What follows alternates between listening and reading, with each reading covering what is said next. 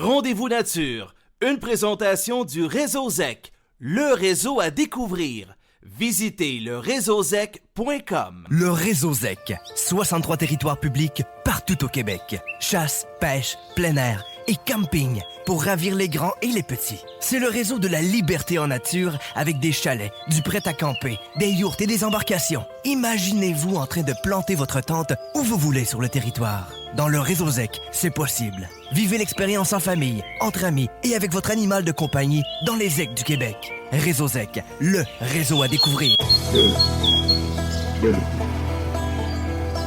Partout au Québec, vous écoutez l'émission radio consacrée à la chasse, à la pêche et au plein air, Rendez-vous nature.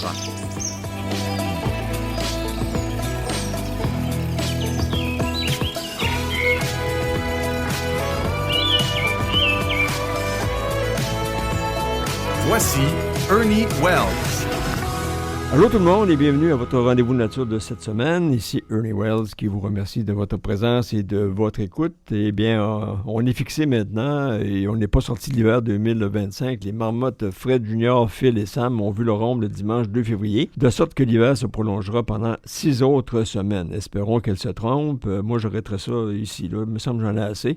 C'est pas tant pour la neige qui me dérange. Ça, c'est bon pour les skieurs, les motoneigistes puis l'économie régionale. Mais c'est le froid. Et cet hiver, il fait frais. À part Donald Trump, je pense que ça, c'est le pire actuellement là, dans les vies des Québécois. Et cette semaine, à Rendez-vous Nature, vous avez chassé le chevreuil l'automne dernier. Vous êtes donc parmi peut-être les 40% des chasseurs qui ont connu le succès. Québec qualifie la saison 2024 comme étant excellente. Alors, la responsable de l'espèce, la biologiste Sonia de Bellefeuille. Le cerf de Virginie, contrairement à l'orignal qui n'est pas très sensible à la rigueur de l'hiver, le cerf, lui, est limité par l'épaisseur de neige. C'est une espèce qu'on retrouve jusqu'en Amérique du Sud. Il y a une limite physique. Là. Il y a des pattes plus courtes que l'orignal, puis s'il y a une épaisseur de neige plus haute que 50 cm, par exemple, ben, ça limite fortement ses déplacements. L'orignal n'est pas en reste, au contraire, année record en 2024, alors que moins de chasseurs ont prélevé plus d'orignaux, surtout bien sûr des mâles en saison restrictive. Et le responsable de l'orignal au ministère de la Faune, Laurent Devril. La pression de chasse, le nombre de chasseurs a diminué. Donc c'est sûr que ça, si on a récolté plus d'orignaux avec moins de chasseurs, ça c'est un bon indicateur que le cheptel, de façon générale, il est en santé, ça va bien, puis c'est sûr que c'est des nouvelles qui sont le fun là, à annoncer. Et le plus grand concours de trophées de cerfs et d'orignaux, Flash ton panache, a couronné les grands gagnants de 2024. Un cofondateur de l'événement, Gabriel Martineau, nous fait la liste des gagnants. La soirée a été un succès, couronné, c'est ça, de beaux prix. Les gagnants étaient vraiment fiers de leur panache, donc ça a été vraiment une très belle soirée.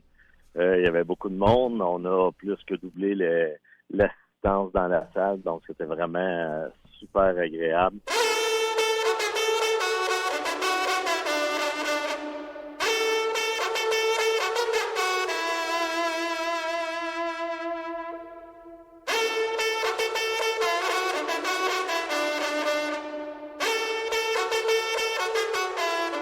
Les fanfares des trompes de chasse de Rallye Québec nous appellent aux nouvelles brèves de la semaine et février appelle aussi tous les amateurs de pêche à la mouche au festival Palme, porté par Saumon Québec, la Fédération du saumon atlantique et hooké. Eh bien, le 8e festival Palme a été lancé tout juste le 1er février dernier à Saint-Hyacinthe. Le 6 février, il s'est rendu à Whitehorse au Yukon. Et le festival de pêche à la mouche s'arrête à Rimouski le 12 février, Amqui le 13 février, Richmond le 14, Gaspé le 15, Matane le 16, Port-Cartier le 25, Chicoutimi le 26 et le 28 février à Montréal. Puis le festival Palme sera à Trois-Rivières le 6 mars et Val-d'Or le 13 mars. La grande finale aura lieu à Québec le 21 mars. Les billets sont disponibles en ligne seulement à Saumon Québec. Et au cours des dernières années, plusieurs présentations ont affiché souvent complète longtemps à l'avance. Donc, un petit conseil, procurez-vous votre billet le plus rapidement possible. En entrevue à Rendez-vous Nature, la responsable marketing et événements à Saumon Québec, Patricia Lacaze, précisait que ce sont des moucheurs, mais aussi des passionnés de vidéos qui réalisent des documents visuels d'une très grande beauté, de façon professionnelle et qui sont présentés lors des représentations de Palme.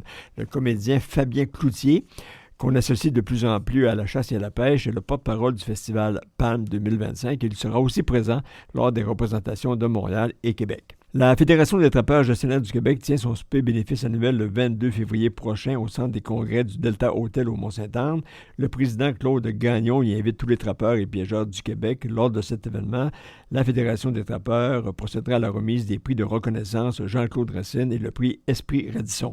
Au cours du souper banquet, le président Claude Gagnon animera une vente à l'encan et plusieurs prix de présence seront remis aux participants, dont un forfait de chasse au petit gibier dans une des réserves fauniques de la CEPAC. Les trappeurs intéressés réservent leur place avec ce lien Congrès FTGQ 2025, trait d'union FTGQ. La Fondation de la faune du Québec confirme 28 nouveaux projets approuvés dans le cadre du programme Protéger les habitats fauniques, volet principal, avec une enveloppe totale de 3 millions de dollars. Chasseurs, pêcheurs et trappeurs contribuent au fonds de la Fondation lors de l'achat de leur permis. C'est pour ça que je tiens à le dire à chaque fois, c'est qu'il y a un peu de nous tous qui va dans le fonds de la Fondation de la faune pour procéder à des investissements pour de nouveaux projets qui protègent l'habitat faunique. Dans ce cas, le gouvernement du Québec et Conservation de nature du Canada y participent aussi. Ces 29 projets visent le développement du réseau d'aires protégées situé en terre privée dans le sud du Québec. La liste des projets confirmés sont sur le site de la Fondation de la faune.qc.ca. Je m'arrête ici pour une courte pause et au retour, je reviens sur les statistiques de récolte des cerfs et des orignaux lors de la saison 2024 avec la et le biologiste responsable de ces espèces. Restez avec moi, de retour dans quelques minutes.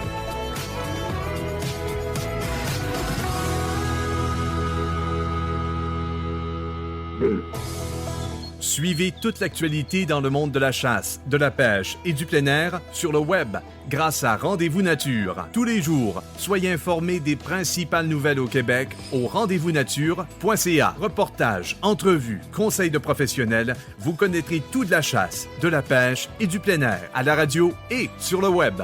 Rendez-vous Nature, la référence de l'information faunique au Québec. Suivez-nous au rendez-vous-nature.ca. Saviez-vous que les ZEC ont été créés en 1978 dans le cadre de l'opération Faune du gouvernement provincial?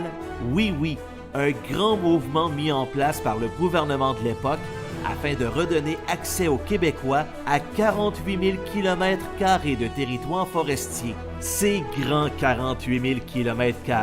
En fait, c'est plus grand que la Suisse. Alors ça vous laisse beaucoup d'espace pour vivre vos prochaines aventures. Mais comment de si vastes territoires sont-ils gérés pour assurer la mission des ZEC en matière d'accessibilité, de gestion des ressources fauniques et d'autofinancement des territoires? Le gouvernement provincial délègue la gestion de ces terres publiques à 63 organismes gestionnaires de ZEC, soit des OBNL, tout en imposant un cadre légal et des objectifs de gestion durable des ressources. Pour veiller au respect de cette mission, il faut s'appuyer sur un grand nombre de personnes. Le réseau des ZEC compte sur la participation active de ses membres, la précieuse aide de ses bénévoles, la collaboration des employés et des partenaires sur le terrain, ainsi que sur le savoir-faire des gestionnaires et du conseil d'administration de chacune des 63 ZEC de la province. Comme on dit, il y a du monde à la messe. Envie de vous impliquer dans la saine gestion des territoires fauniques? Contactez votre ZEC pour connaître toutes les possibilités d'engagement dans votre région. Le réseau ZEC. 63 ZEC, 12 régions.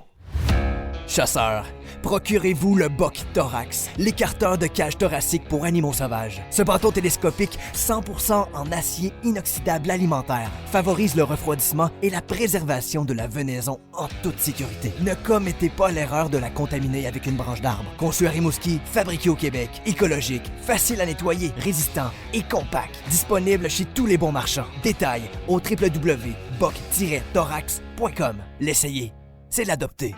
Pour profiter pleinement des plaisirs de la chasse ou pour déjouer le poisson, les destinations de la CEPAC vous proposent de vastes secteurs exclusifs, des taux de succès élevés, des outils cartographiques de pointe et surtout du personnel qualifié et passionné.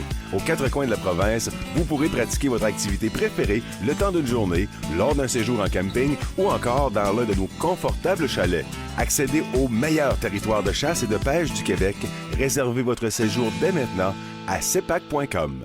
Rendez-vous Nature, une présentation du réseau ZEC, le réseau à découvrir. Visitez le réseauzec.com.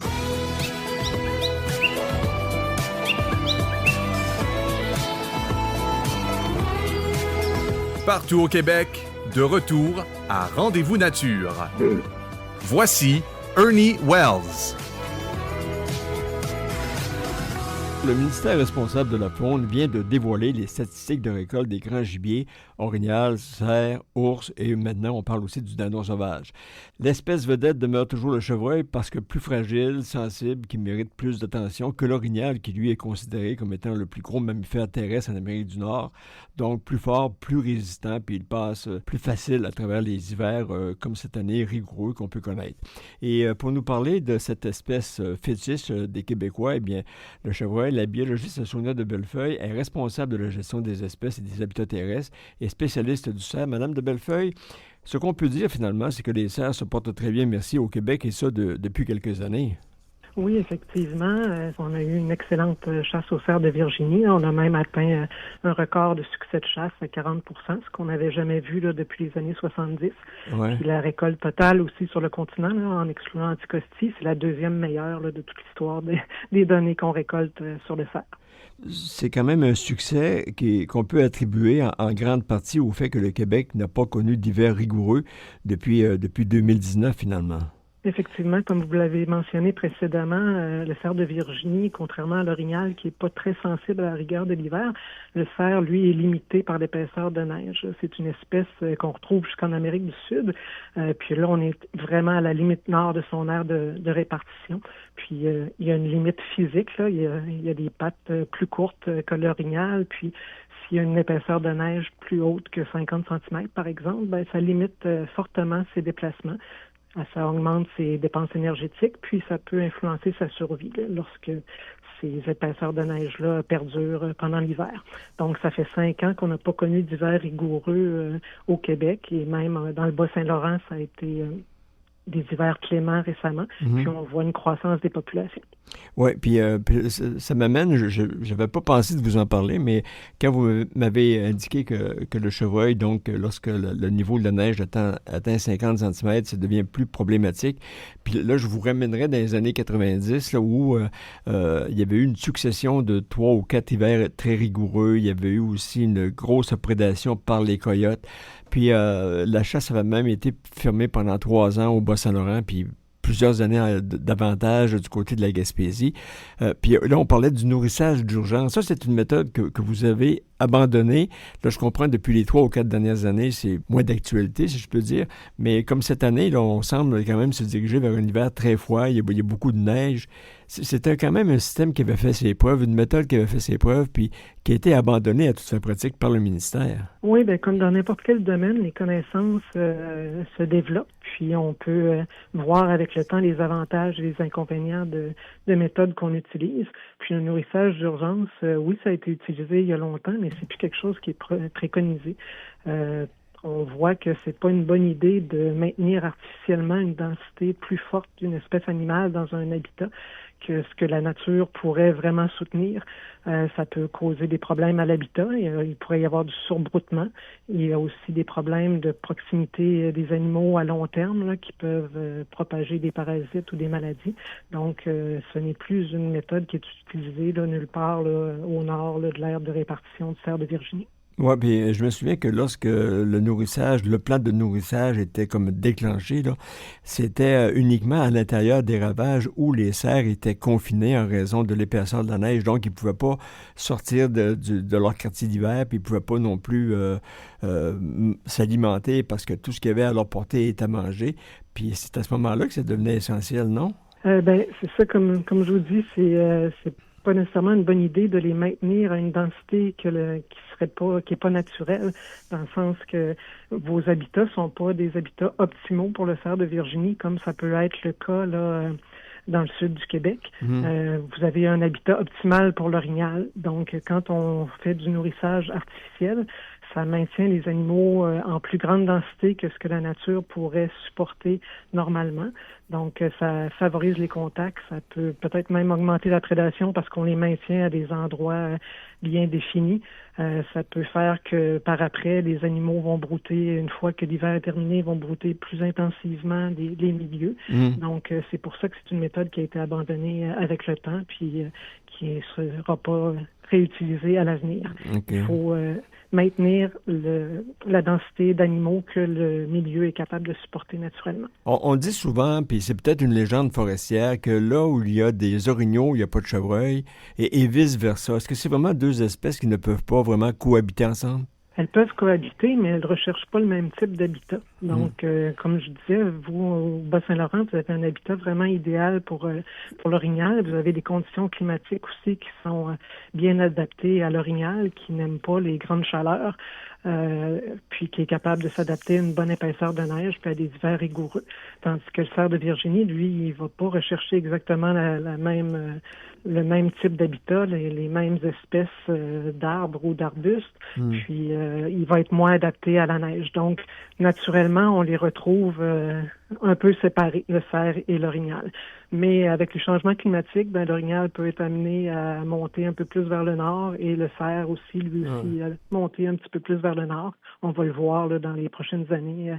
Si les changements climatiques vont avoir une influence là, sur la distribution de ces deux espèces-là. Oui, pour 2024, donc, on parle de 59 500 cerfs récoltés par 142 000 chasseurs.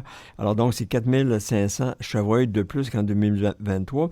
Mais par contre, c'est 4 000 chasseurs de plus. Il y a eu quand même une diminution du nombre de chasseurs de chevreuils. Ça peut s'expliquer comment? Depuis les dernières années, depuis 2020, le nombre de chasseurs augmente, là.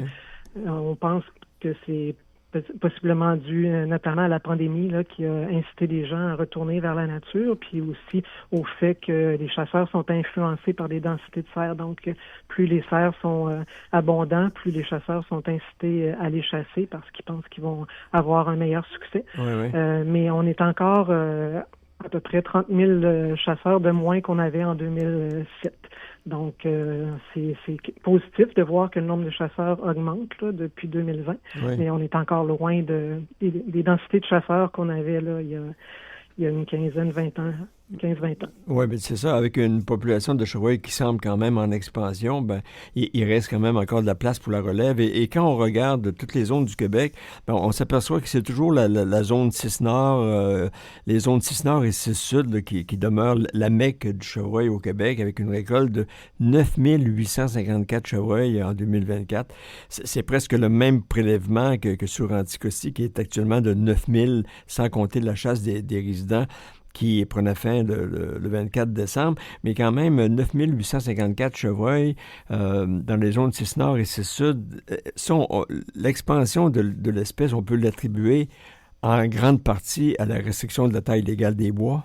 Non, il ne faut pas faire de lien direct avec la restriction de la taille légale des bois pour les zones 6 Nord, 6 Sud, parce que l'augmentation du nombre de cerfs puis le taux de succès de chasse est excellent dans toutes les zones là, du sud du Québec qu'on considère à forte densité, c'est-à-dire toutes les zones de la 8, 8 Est, 8 Sud, 8 Nord, la 4, la 7 Sud, c'est toutes des zones à forte densité où le taux de succès a été excellent cette année. Oui, mais il reste quand même que les zones limitrophes bénéficient peut-être de l'effet de débordement parce que en maintenant la RTLB dans cette zone-là, ça donne des sujets, des mâles matures qui sont plus résistants aux hivers, donc qui sont de meilleurs géniteurs. Alors à ce moment-là, la population augmente nécessairement dans cette zone-là, puis qui, elle, bénéficie le surplus, si je peux dire, aux zones limitrophes. Donc, tout le sud du Québec, le centre-sud du Québec profite du RTLB.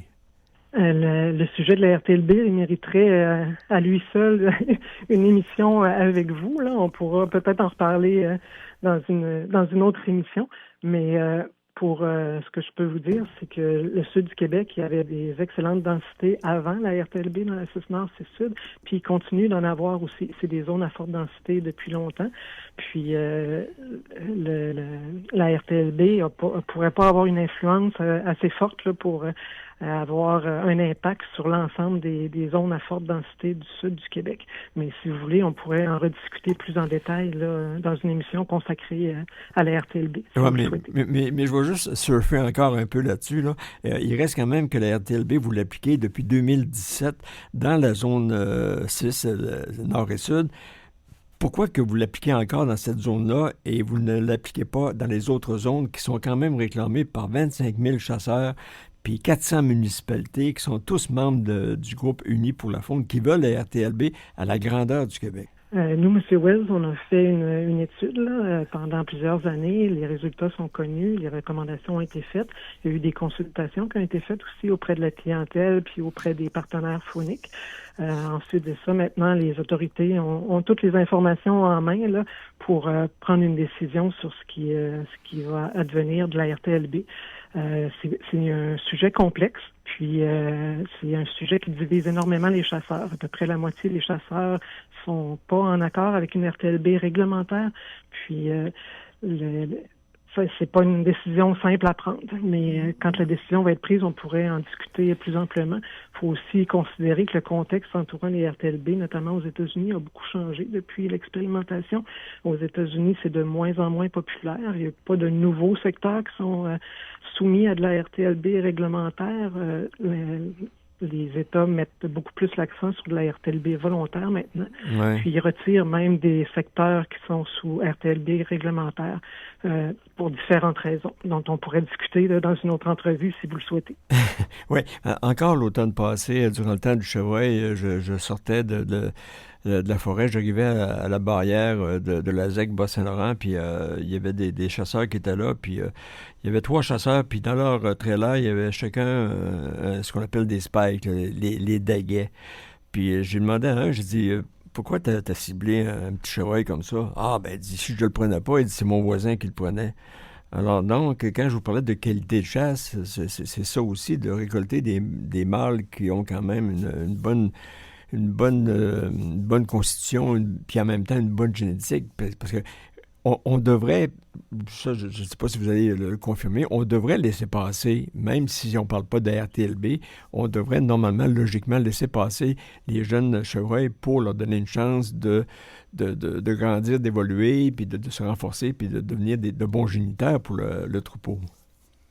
Vous avez abordé beaucoup de sujets là, dans votre question, M. Wells, notamment la qualité là, d'un cerf qui peut être très variable d'un chasseur à l'autre. Là. Ouais. Ça dépend de ce qu'on veut. C'est pas tout le monde qui recherche des gros cerfs mâles avec des gros panaches. Ouais. Mais aussi la génétique qui est une toute autre question. Là. Vous savez que la génétique du panache, c'est quelque chose de complexe. Il y a à peu près 30% du panache qui est expliqué par la génétique. Le reste, c'est l'alimentation, la qualité de l'habitat. Donc, dans un habitat très propice, le panache va se développer beaucoup mieux que dans un habitat où la nourriture est moins abondante.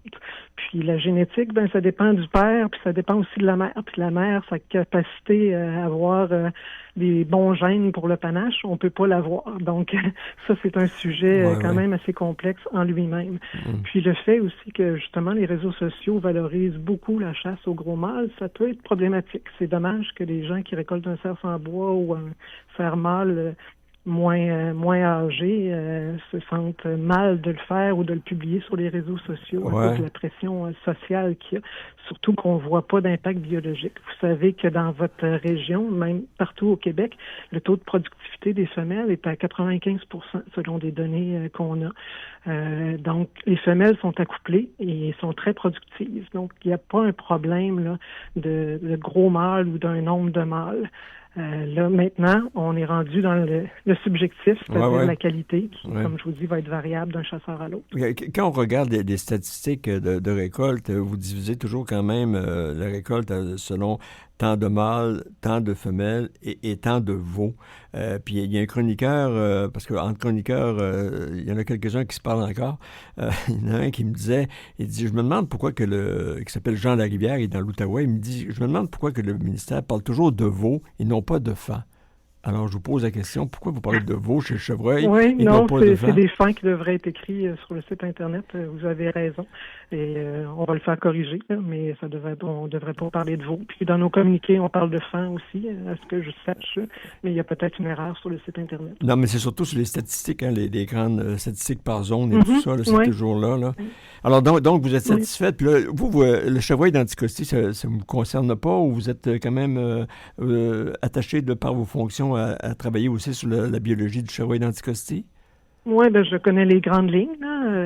Sinon, il y a une biologiste régionale qui pourrait répondre à des questions plus pointues si vous en avez. Parce que là aussi, on assiste quand même à une explosion des chevreuils depuis 3 ans. Là aussi, Dame Nature est quand même très favorable du côté des chasseurs. Puis on voit même, le printemps passé, les chasseurs puis les gens de CEPAC à l'île nous disaient qu'ils voyaient beaucoup de femelles avec souvent 3 fans avec les femelles. Donc, la productivité est très, très bien enclenchée aussi sur Anticosti. Puis les résultats sont là. On parle au-delà de 9000 chevreuils à date cette année, là. Mais pour 2024. Oui, effectivement, c'est des records aussi qu'on voit sur l'île d'Anticosti, 2 hivers cléments consécutifs. Donc, les populations se portent bien. Puis comme vous le dites, comme sur le continent, là, les femelles ont en moyenne 2 fans par année pendant toute leur vie, mais ils peuvent aussi en avoir 3. On a même vu des cas avec 4 fœtus. Mais, donc, le cerf de Virginie est très productif, peu importe où est-ce qu'il se trouve au Québec. Là, si les conditions sont bonnes, il va être très productif. Oui, c'est ce qu'on dit. On dit qu'il rebondit rapidement, le chevreuil. Mais en terminant, Mme de Bellefeuille, est-ce que vous chassez? Non, pas en ce moment. C'est un projet à long terme. Donc une cordonnière mal chaussée. Non, je dirais que pour mon poste, je dirais même que c'est un avantage. Je connais très, très bien la chasse et j'ai fait tout ce qu'un chasseur peut faire, mais je peux travailler sans laisser des émotions ou mes préjugés prendre le dessus. Donc, j'ai vu avec le temps que ça peut être un avantage là, de ne pas chasser en ce moment pour bien analyser les dossiers que j'ai analysés. Oui, comme je connais plusieurs gestionnaires de territoires fauniques qui ne chassent pas non plus pour pas non plus être pris à un moment donné en conflit ou autre. Alors donc, Sonia de Bellefeuille, biologiste, gestion des espèces et des habitats terrestres au ministère responsable de la faune. Bien, je vous remercie beaucoup pour toutes ces informations. C'était très, très instructif. Puis je vous dis à une prochaine fois, peut-être qu'on pourrait consacrer une prochaine entrevue uniquement à la restriction de la taille légale des bois. Merci beaucoup. Parfait. Je vous remercie. Merci, au revoir.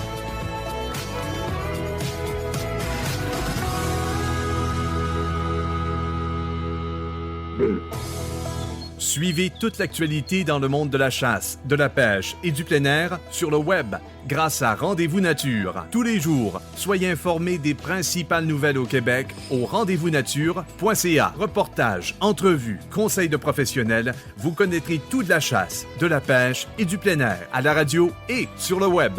Rendez-vous Nature, la référence de l'information faunique au Québec. Suivez-nous au rendez-vous-nature.ca. Jusqu'en 1978, l'accès au territoire public pour la chasse et la pêche au Québec était réservé à des clubs privés, limitant ainsi l'égalité des chances pour tous les citoyens. En réponse, l'opération Gestion Faune a été lancée en 1977 avec pour mission de garantir une exploitation équitable et durable des ressources fauniques.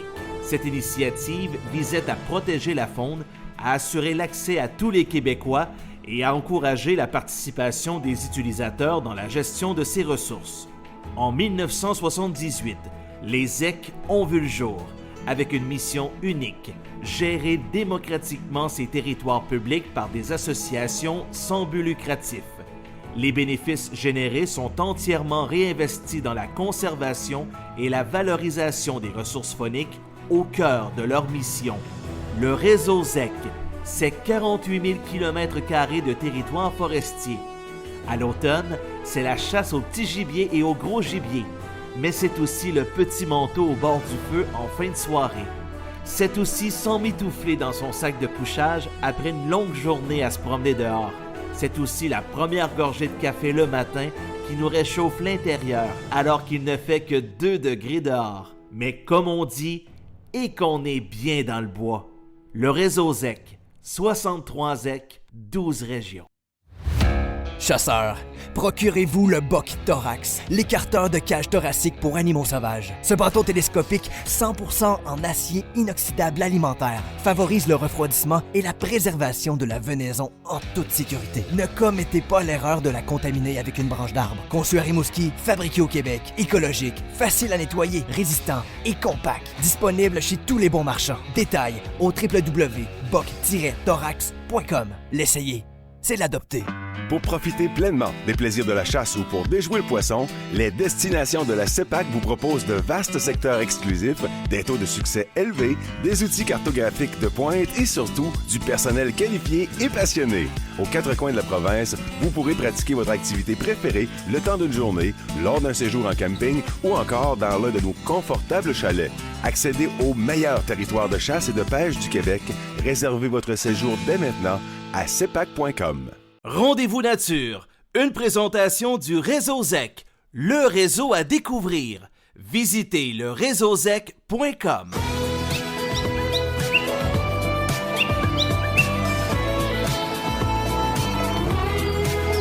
Partout au Québec, de retour à Rendez-vous nature.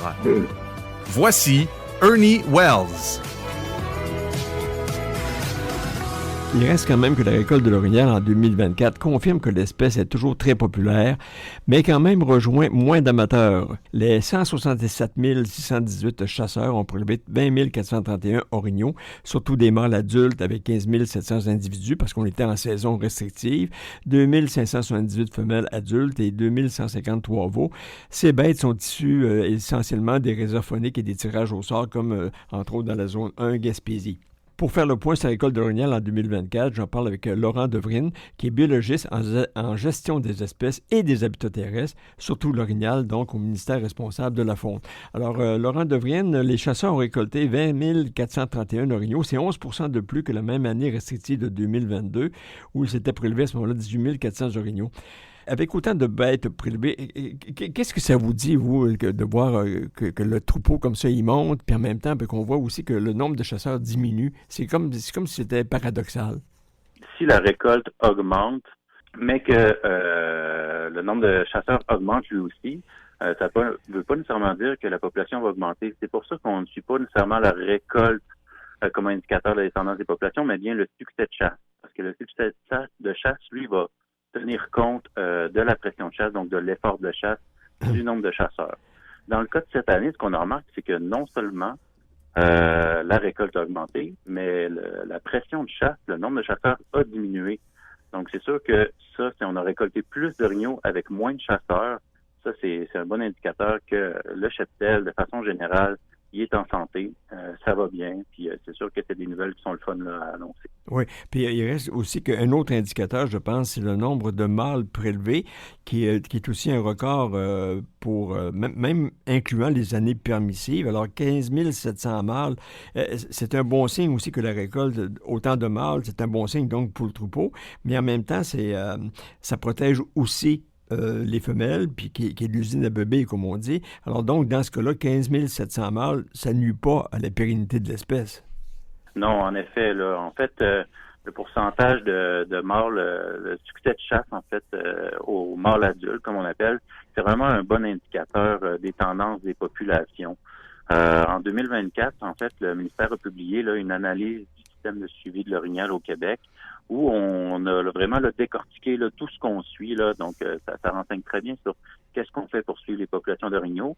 Puis, ce qui ressort de ça, c'est entre autres justement que le succès de chasse aux mâles adultes est vraiment un bon indicateur des densités de population.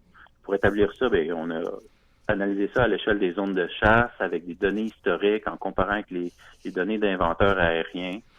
Puis ça vient aussi du fait que c'est meilleur que la récolte totale parce que les chasseurs sont quand même sélectifs sur les mâles de façon générale.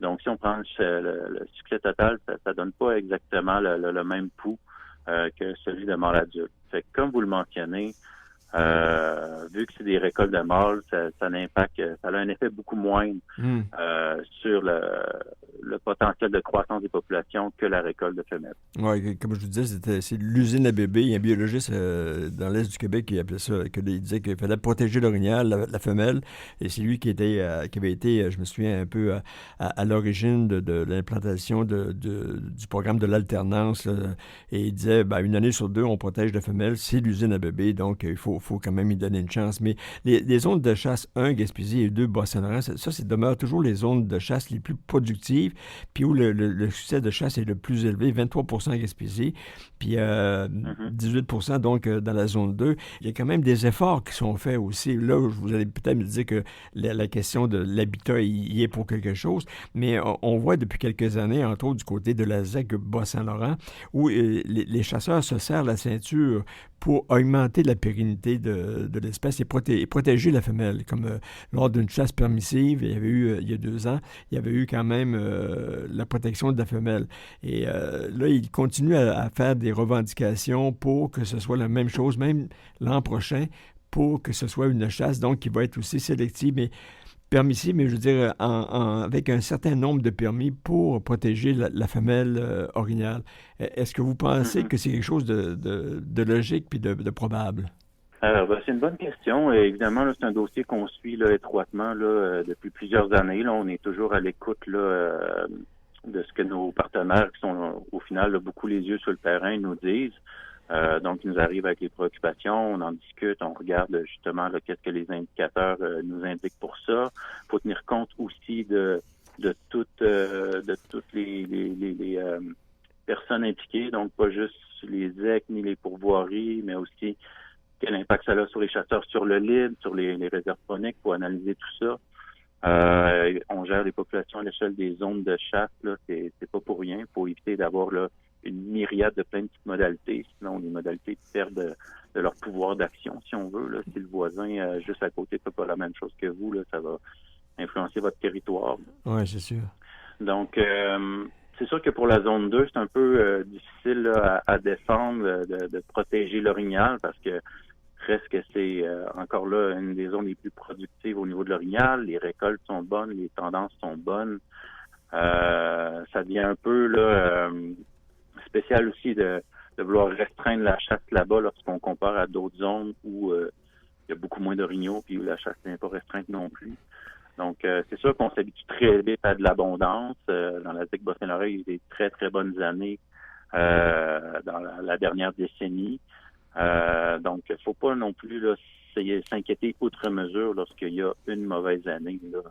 Oui, mais il y a eu quand même des années où on a comme paniqué un peu. Il y a quelques années, il y avait eu même un inventaire qui avait été fait, puis de 14 orignaux aux 10 km², on tombait en bas de 10 orignaux au même km², et c'est là que les gestionnaires de la ZEC avaient pris pour objectif de protéger la femelle, pour aussi donc favoriser la pérennité de l'espèce, puis ça c'est encore dans les cartons, si je peux dire. Alors, puis on sait que l'an prochain, 2026, ça va être une année où on va assister, je pense, au nouveau plan de gestion de l'espèce.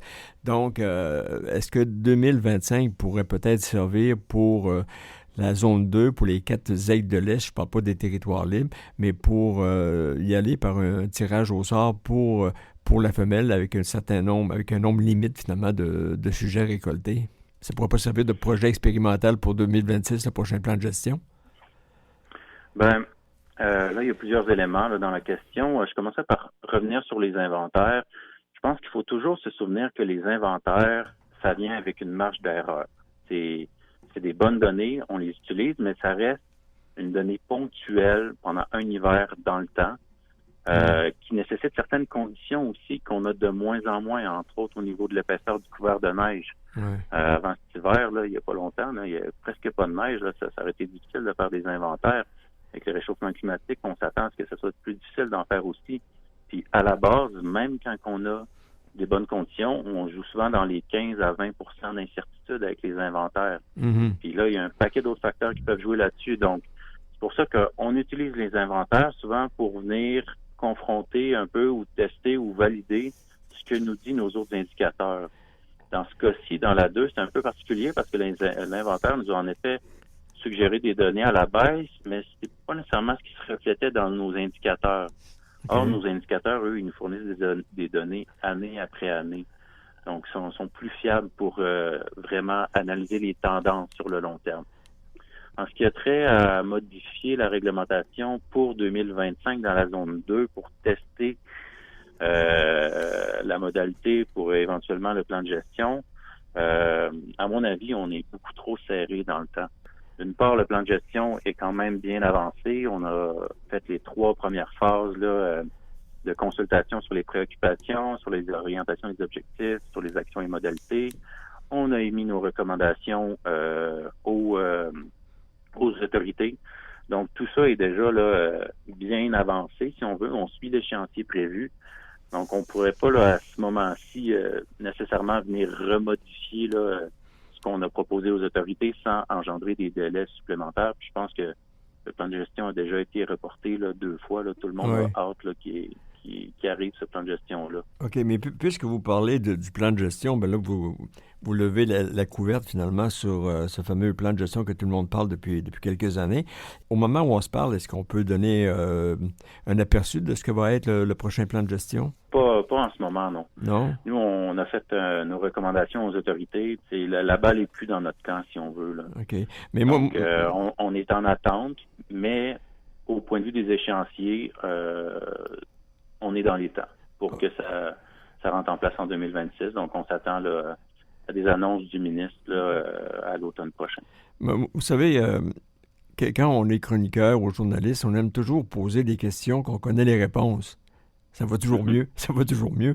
Et mes informateurs, qui sont généralement bien informés, m'informent justement de 2 modifications majeures. Donc, toutes les zones au Québec auraient toutes les mêmes dates de saison de chasse. Puis ça serait partout à la grandeur de la province. Ce serait l'alternance d'une année à l'autre, permissive et sélective, serait terminée.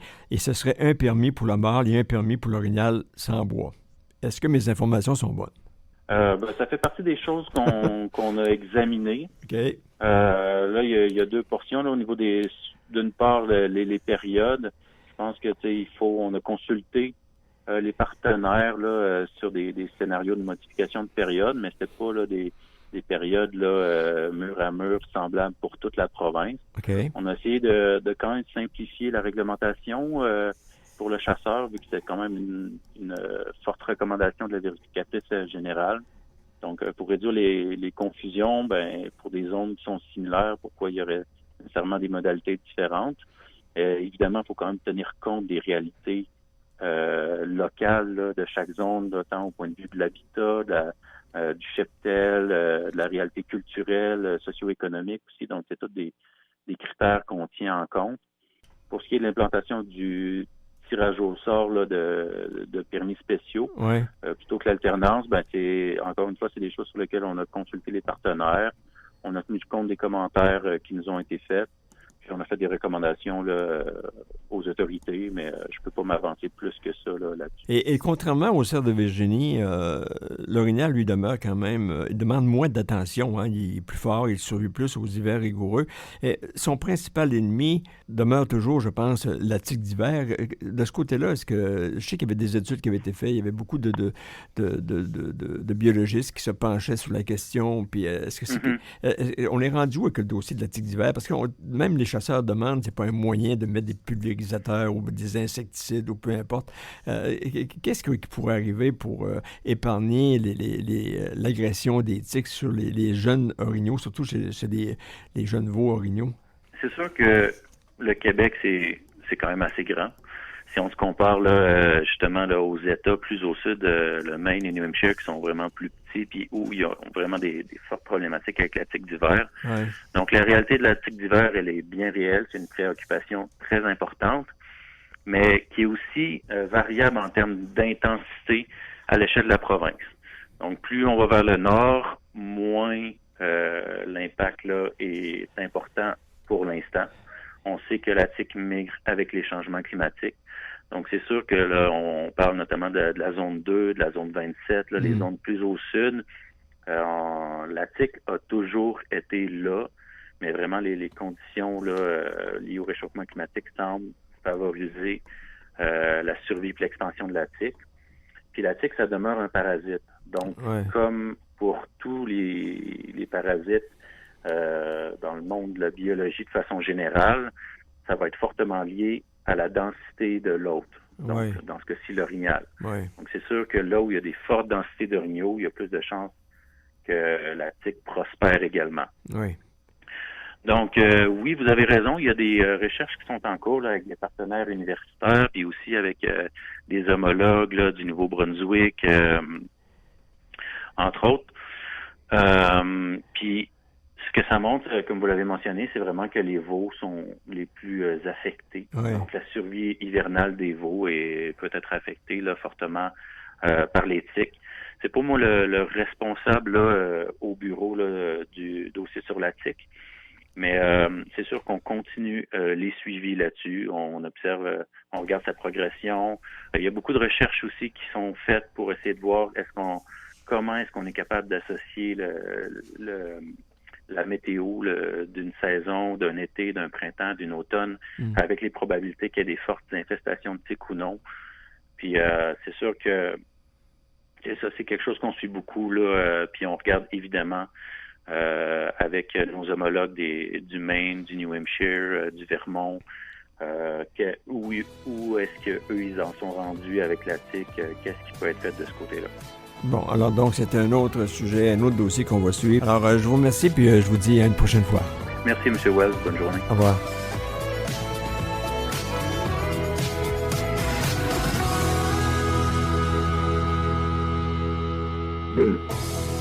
Suivez toute l'actualité dans le monde de la chasse, de la pêche et du plein air sur le web grâce à Rendez-vous Nature. Tous les jours, soyez informés des principales nouvelles au Québec au rendez-vous-nature.ca. Reportages, entrevues, conseils de professionnels, vous connaîtrez tout de la chasse, de la pêche et du plein air à la radio et sur le web. Rendez-vous Nature, la référence de l'information phonique au Québec. Suivez-nous au rendez-vous-nature.ca. Pour profiter pleinement des plaisirs de la chasse ou pour déjouer le poisson, les destinations de la CEPAC vous proposent de vastes secteurs exclusifs, des taux de succès élevés, des outils cartographiques de pointe et surtout du personnel qualifié et passionné. Aux quatre coins de la province, vous pourrez pratiquer votre activité préférée le temps d'une journée, lors d'un séjour en camping ou encore dans l'un de nos confortables chalets. Accédez au meilleur territoire de chasse et de pêche du Québec. Réservez votre séjour dès maintenant à cepac.com. Rendez-vous Nature, une présentation du Réseau ZEC, le réseau à découvrir. Visitez le réseauzec.com.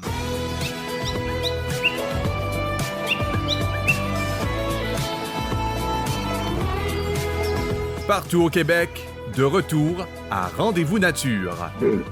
Voici Ernie Wells.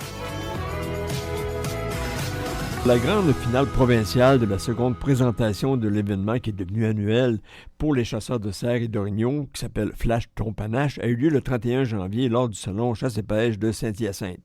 Flash Ton Panache est l'initiative des jumeaux Yannick et Gabriel Martineau et de Chantal, avec 400 inscriptions l'an dernier, le concours de 2025, donc pour la chasse de 2024, est revenu en force avec quelques 1200 inscriptions. L'heure est aux gagnants. D'abord, Gabriel Martineau, racontez-nous comment a été la grande finale, quelle était l'ambiance, ça s'est passé comment, puis les chasseurs qui étaient présents ont réagi comment à Flash Ton Panache, qui en était à sa deuxième présentation. Oui, la soirée a été un succès. Couronné, c'est ça, de beaux prix. Les gagnants étaient vraiment fiers de leur panache. Donc, ça a été vraiment une très belle soirée. Il y avait beaucoup de monde. On a plus que doublé l'assistance dans la salle. Donc, c'était vraiment super agréable. Nos gagnants, on avait 3 catégories. Okay. Chevreuil du Québec, chevreuil hors Québec, puis c'est ça, on avait la catégorie orignal.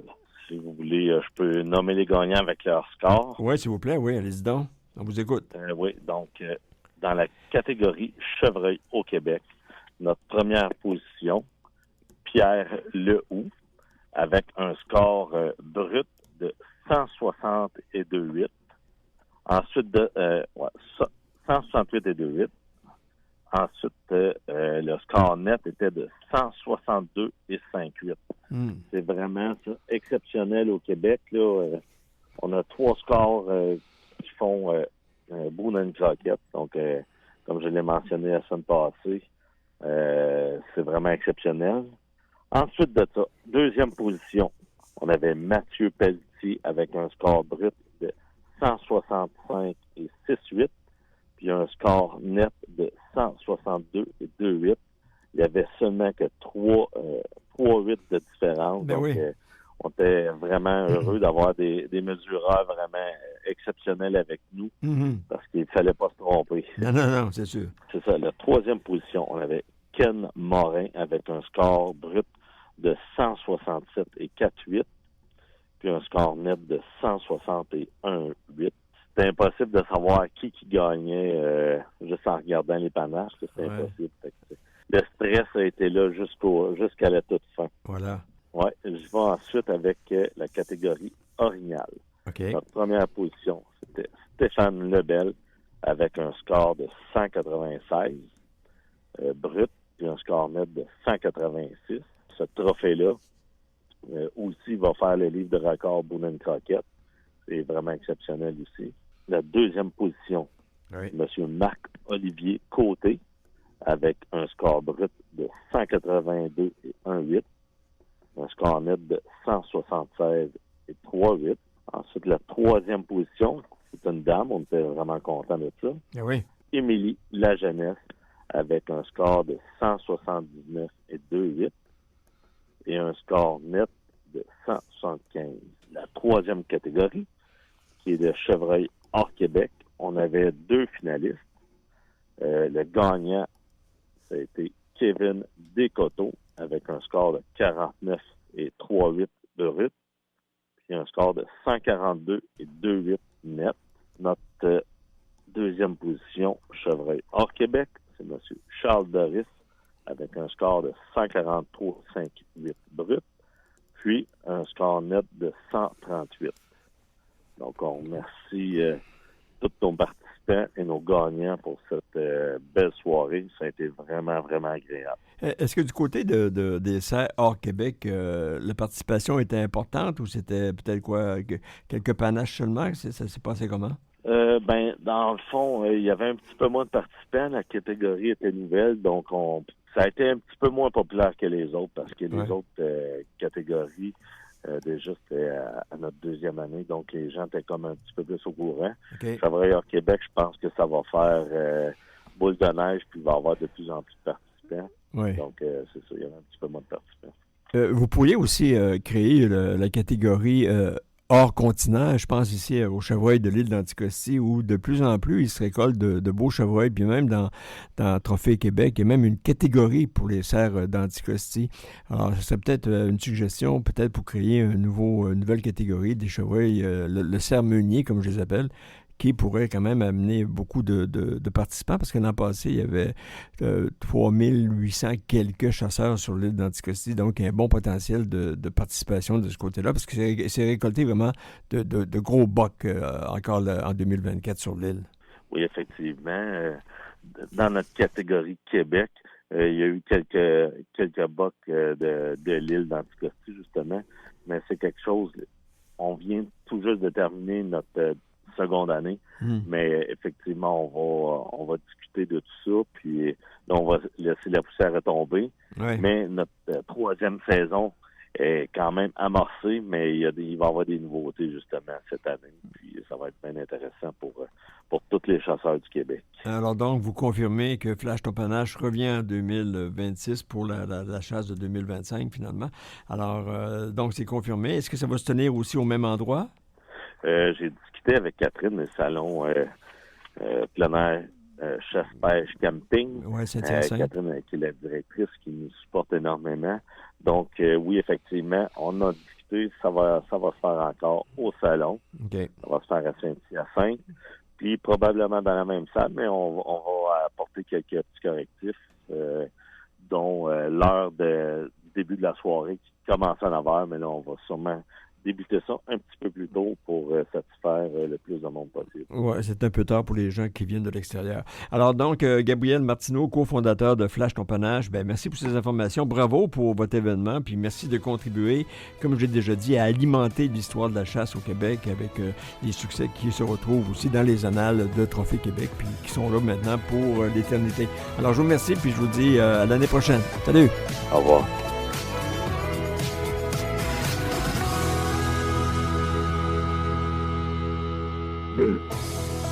Suivez toute l'actualité dans le monde de la chasse, de la pêche et du plein air sur le web grâce à Rendez-vous Nature. Tous les jours, soyez informés des principales nouvelles au Québec au rendez-vous-nature.ca. Reportages, entrevues, conseils de professionnels, vous connaîtrez tout de la chasse, de la pêche et du plein air à la radio et sur le web.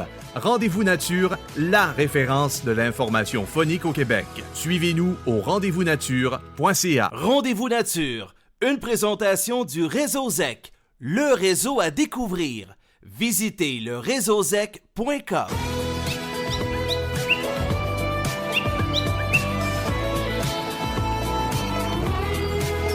Partout au Québec, de retour à Rendez-vous Nature. Voici Ernie Wells. Et c'est ainsi que j'ai vu et préparé pour vous cette émission Rendez-vous Nature de cette semaine. Avant de vous quitter, la Fédération des chasseurs et des pêcheurs du Québec, la FDCP, est à la recherche de son prochain ou de sa prochaine conseillère en communication. On cherche quelqu'un qui adore apprendre, qui sait vulgariser l'information et qui a un excellent sens de l'organisation, selon l'offre d'emploi. Le travail est à son pavillon de Saint-Augustin de Desmaures. Je vous parle de ça parce que ce sont des qualités qu'on retrouve chez celle qui, depuis 7 ans maintenant, occupait ce poste et c'est Émilie Vallée qui me confirme son départ. Je vais démarrer mon entreprise de rédaction. J'aime le milieu phonique que je connais bien et je ne serai pas trop loin. J'ai bien l'intention de continuer à écrire pour les chasseurs et les pêcheurs, me confie Émilie. Et c'est ce qu'on lui souhaite, bien sûr, et on lui dit bonne chance dans ce monde qu'on dit toujours merveilleux de la chasse et de la pêche. Ici Ernie Wells, faites attention à vous et à vos proches, et à la semaine prochaine pour un autre Rendez-vous Nature. Et je vous rappelle qu'on peut entendre et réentendre cette émission sur rendez-vous-nature.ca, le journal le soir.ca, Rimouski, et sur Balado Québec, et peut-être réécouter l'entrevue sur l'Orignal. Alors donc, on a quand même quelques indices sur le prochain plan de gestion 2026. Bonne semaine et à la semaine prochaine. Rendez-vous Nature, une présentation du Réseau ZEC, le réseau à découvrir. Visitez le réseauzec.com. Poursuivez l'aventure Rendez-vous sur le web en consultant nos nouvelles au rendez-vous-nature.ca, à la radio et sur le web. Rendez-vous Nature, la référence de l'information phonique au Québec. Rendez-vous Nature, une présentation du Réseau ZEC, le réseau à découvrir. Visitez le réseauzec.com.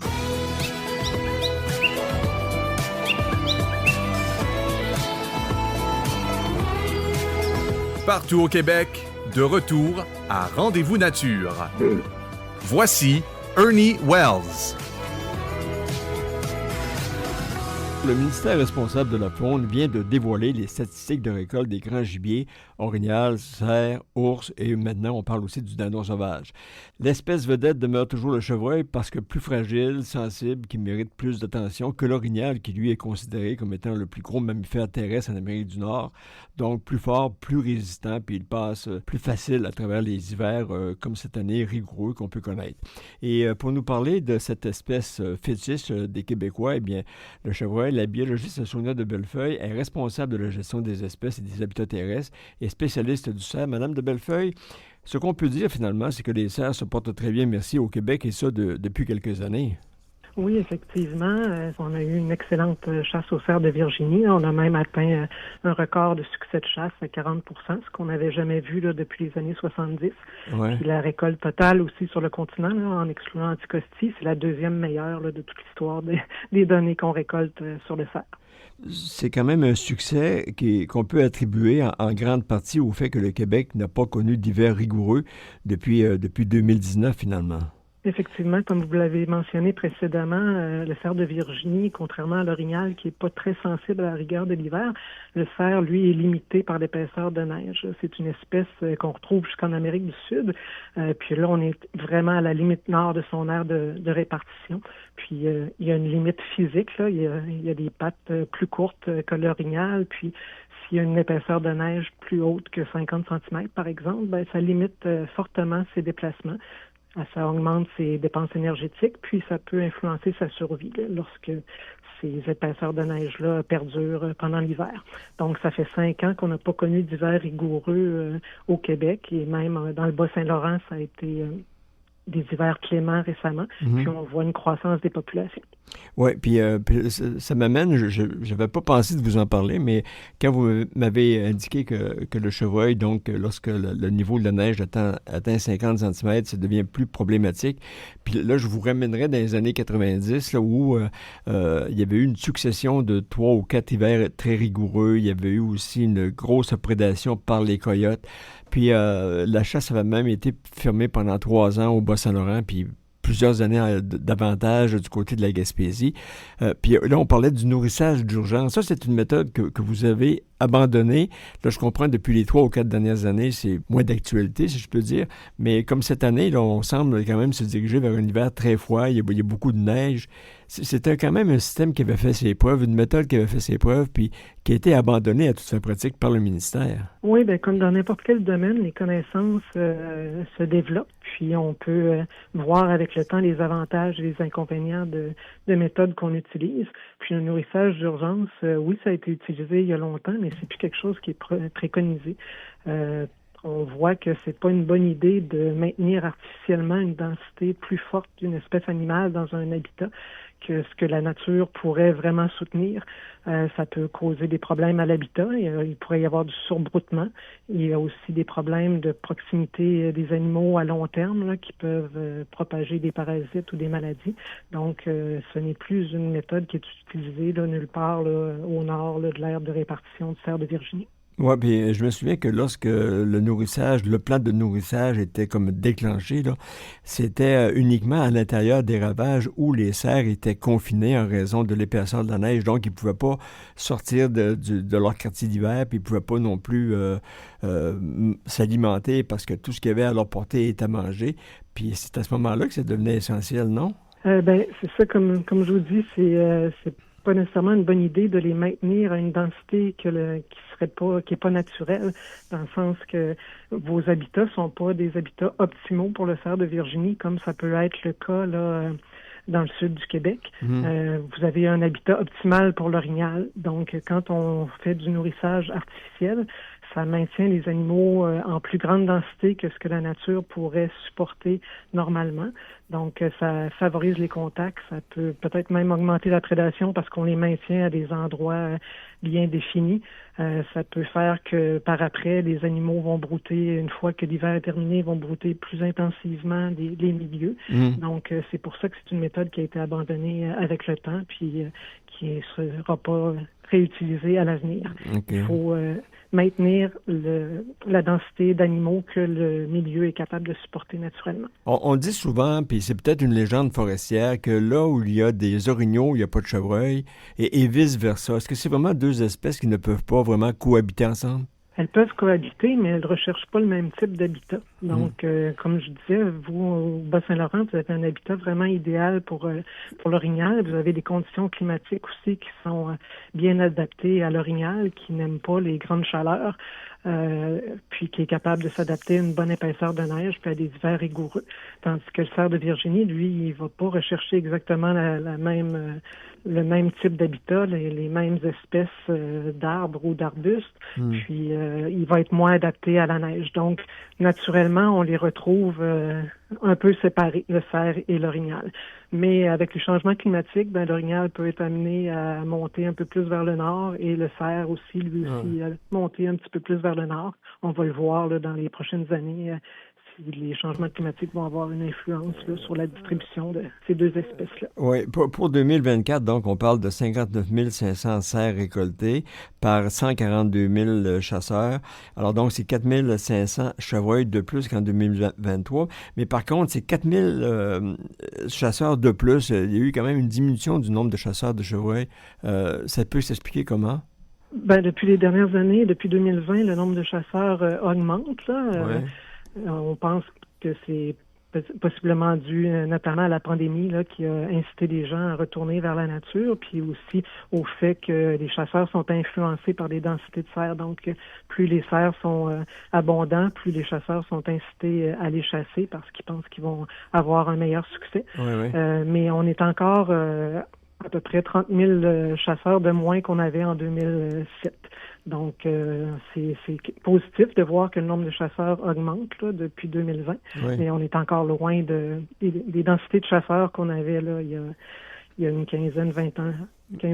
Oui, mais c'est ça. Avec une population de chevreuils qui semble quand même en expansion, ben, il reste quand même encore de la place pour la relève. Et quand on regarde toutes les zones du Québec, ben, on s'aperçoit que c'est toujours la zone 6 Nord, les zones 6 Nord et 6 Sud là, qui demeurent la mecque du chevreuil au Québec, avec une récolte de 9854 chevreuils en 2024. C'est presque le même prélèvement que sur Anticosti, qui est actuellement de 9000, sans compter la chasse des résidents, qui prenait fin le 24 décembre, mais quand même 9854 chevreuils dans les zones 6 Nord et 6 Sud. L'expansion de l'espèce, on peut l'attribuer en grande partie à la restriction de la taille légale des bois. Non, il ne faut pas faire de lien direct avec la restriction de la taille légale des bois pour les zones 6 Nord, 6 Sud, parce que l'augmentation du nombre de cerfs puis le taux de succès de chasse est excellent dans toutes les zones là, du sud du Québec qu'on considère à forte densité, c'est-à-dire toutes les zones de la 8 Est, 8 Sud, 8 Nord, la 4, la 7 Sud, c'est toutes des zones à forte densité où le taux de succès a été excellent cette année. Oui, mais il reste quand même que les zones limitrophes bénéficient peut-être de l'effet de débordement parce que en maintenant la RTLB dans cette zone-là, ben ça donne des sujets, des mâles matures qui sont plus résistants aux hivers, donc qui sont de meilleurs géniteurs. Alors à ce moment-là, la population augmente nécessairement dans cette zone-là, puis qui, elle, bénéficie le surplus, si je peux dire, aux zones limitrophes. Donc, tout le sud du Québec, le centre-sud du Québec profite du RTLB. Le sujet de la RTLB, il mériterait à lui seul une émission avec vous. Là. On pourra peut-être en reparler dans une autre émission, mais pour ce que je peux vous dire, c'est que le sud du Québec, il y avait des excellentes densités avant la RTLB dans la 6 Nord, 6 Sud, puis il continue d'en avoir aussi. C'est des zones à forte densité depuis longtemps. Puis la RTLB pourrait pas avoir une influence assez forte là, pour avoir un impact sur l'ensemble des zones à forte densité du sud du Québec. Mais si vous voulez, on pourrait en rediscuter plus en détail là, dans une émission consacrée à la RTLB. Si mais je vais juste surfer encore un peu là-dessus. Là. Il reste quand même que la RTLB, vous l'appliquez depuis 2017 dans la zone 6, nord et sud. Pourquoi que vous l'appliquez encore dans cette zone-là et vous ne l'appliquez pas dans les autres zones qui sont quand même réclamées par 25 000 chasseurs puis 400 municipalités qui sont tous membres du groupe Unis pour la faune qui veulent la RTLB à la grandeur du Québec? Nous, M. Wells, on a fait une étude là, pendant plusieurs années. Les résultats sont connus, les recommandations ont été faites. Il y a eu des consultations qui ont été faites aussi auprès de la clientèle puis auprès des partenaires fauniques. Ensuite de ça, maintenant, les autorités ont toutes les informations en main là, pour prendre une décision sur ce qui va advenir de la RTLB. C'est un sujet complexe, puis c'est un sujet qui divise énormément les chasseurs. À peu près la moitié des chasseurs sont pas en accord avec une RTLB réglementaire, puis c'est pas une décision simple à prendre, mais quand la décision va être prise, on pourrait en discuter plus amplement. Il faut aussi considérer que le contexte entourant les RTLB, notamment aux États-Unis, a beaucoup changé depuis l'expérimentation. Aux États-Unis, c'est de moins en moins populaire. Il n'y a pas de nouveaux secteurs qui sont soumis à de la RTLB réglementaire. Les États mettent beaucoup plus l'accent sur de la RTLB volontaire maintenant. Ouais. Puis ils retirent même des secteurs qui sont sous RTLB réglementaire pour différentes raisons, dont on pourrait discuter là, dans une autre entrevue si vous le souhaitez. Oui. Encore l'automne passé, durant le temps du chevreuil, je sortais de la forêt, j'arrivais à la barrière de la ZEC Bas-Saint-Laurent, puis il y avait des chasseurs qui étaient là, puis il y avait 3 chasseurs, puis dans leur trailer, il y avait chacun ce qu'on appelle des spikes, les daguets. Puis j'ai demandé à un, j'ai dit pourquoi t'as ciblé un petit chevreuil comme ça? Ah, ben, il dit, si je le prenais pas, il dit, c'est mon voisin qui le prenait. Alors, donc, quand je vous parlais de qualité de chasse, c'est ça aussi, de récolter des mâles qui ont quand même une bonne constitution, puis en même temps une bonne génétique, parce que on devrait, ça je ne sais pas si vous allez le confirmer, on devrait laisser passer, même si on ne parle pas de RTLB, on devrait normalement, logiquement, laisser passer les jeunes chevreuils pour leur donner une chance de grandir, d'évoluer, puis de se renforcer, puis de devenir de bons géniteurs pour le troupeau. Vous avez abordé beaucoup de sujets là, dans votre question, M. Wells, notamment la qualité là, d'un cerf qui peut être très variable d'un chasseur à l'autre. Ça dépend de ce qu'on veut. C'est pas tout le monde qui recherche des gros cerfs mâles avec des gros panaches. Mais aussi la génétique qui est une toute autre question. Là. Vous savez que la génétique du panache, c'est quelque chose de complexe. Il y a à peu près 30% du panache qui est expliqué par la génétique. Le reste, c'est l'alimentation, la qualité de l'habitat. Donc, dans un habitat très propice, le panache va se développer beaucoup mieux que dans un habitat où la nourriture est moins abondante. Puis la génétique, ça dépend du père, puis ça dépend aussi de la mère. Puis la mère, sa capacité à avoir des bons gènes pour le panache, on peut pas l'avoir. Donc ça, c'est un sujet quand même assez complexe en lui-même. Puis le fait aussi que justement les réseaux sociaux valorisent beaucoup la chasse au gros mâle, ça peut être problématique. C'est dommage que les gens qui récoltent un cerf sans bois ou un cerf mâle moins âgés se sentent mal de le faire ou de le publier sur les réseaux sociaux à cause de la pression sociale qu'il y a, surtout qu'on voit pas d'impact biologique. Vous savez que dans votre région, même partout au Québec, le taux de productivité des femelles est à 95% selon des données qu'on a. Donc, les femelles sont accouplées et sont très productives. Donc, il n'y a pas un problème là, de gros mâles ou d'un nombre de mâles. Là, maintenant, on est rendu dans le subjectif, c'est-à-dire la qualité, qui, comme je vous dis, va être variable d'un chasseur à l'autre. Quand on regarde les statistiques de récolte, vous divisez toujours quand même la récolte selon tant de mâles, tant de femelles et tant de veaux. Puis il y a un chroniqueur, parce qu'entre chroniqueurs, il y en a quelques-uns qui se parlent encore. Il y en a un qui me disait, il dit, je me demande pourquoi qui s'appelle Jean Larivière, il est dans l'Outaouais, il me dit, je me demande pourquoi que le ministère parle toujours de veaux et non pas de fans. Alors, je vous pose la question, pourquoi vous parlez de veaux chez le chevreuil et non pas de fans? C'est des fans qui devraient être écrits sur le site Internet. Vous avez raison. Et on va le faire corriger, mais on devrait pas parler de veaux. Puis dans nos communiqués, on parle de fans aussi, à ce que je sache. Mais il y a peut-être une erreur sur le site Internet. Non, mais c'est surtout sur les statistiques, les grandes statistiques par zone et tout ça, là, c'est toujours là. Alors, donc vous êtes satisfaite. Puis là, vous, le chevreuil d'Anticosti, ça ne vous concerne pas ou vous êtes quand même attaché de par vos fonctions à travailler aussi sur la biologie du chevreuil d'Anticosti? Oui, je connais les grandes lignes. Là. Sinon, il y a une biologiste régionale qui pourrait répondre à des questions plus pointues si vous en avez. Parce que là aussi, on assiste quand même à une explosion des chevreuils depuis 3 ans. Là aussi, Dame Nature est quand même très favorable du côté des chasseurs. Puis on voit même le printemps passé, les chasseurs puis les gens de CEPAC à l'île nous disaient qu'ils voyaient beaucoup de femelles avec souvent 3 fans avec les femelles. Donc, la productivité est très, très bien enclenchée aussi sur Anticosti. Puis les résultats sont là. On parle au-delà de 9000 chevreuils à date cette année, là. Mais pour 2024. Oui, effectivement. C'est des records aussi qu'on voit sur l'île d'Anticosti. 2 hivers cléments consécutifs. Donc, les populations se portent bien. Puis comme vous le dites...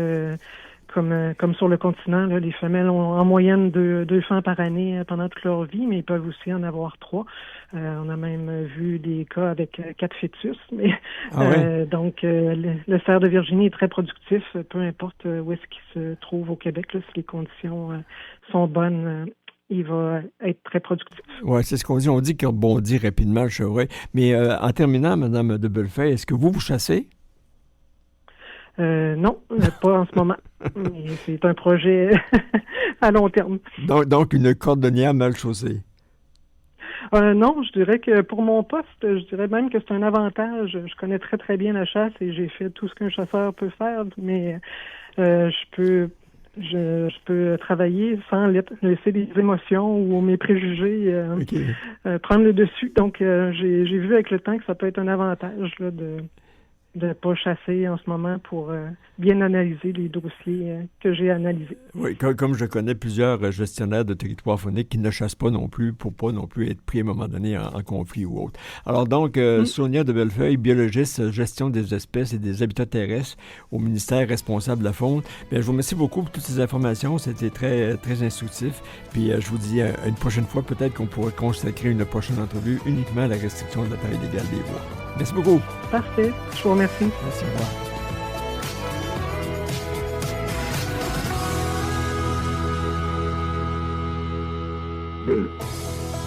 Suivez toute l'actualité dans le monde de la chasse, de la pêche et du plein air sur le web grâce à Rendez-vous Nature. Tous les jours, soyez informés des principales nouvelles au Québec au rendez-vous-nature.ca. Reportages, entrevues, conseils de professionnels, vous connaîtrez tout de la chasse, de la pêche et du plein air à la radio et sur le web.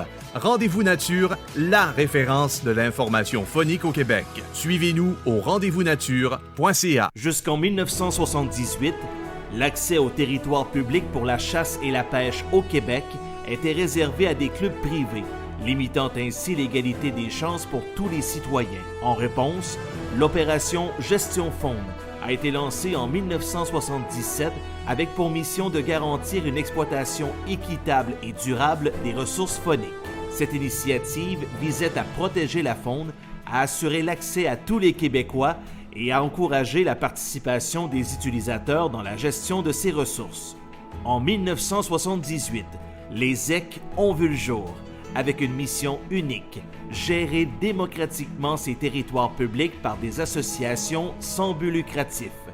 Les bénéfices générés sont entièrement réinvestis dans la conservation et la valorisation des ressources fauniques au cœur de leur mission. Le réseau ZEC, c'est 48 000 km² de territoire forestier.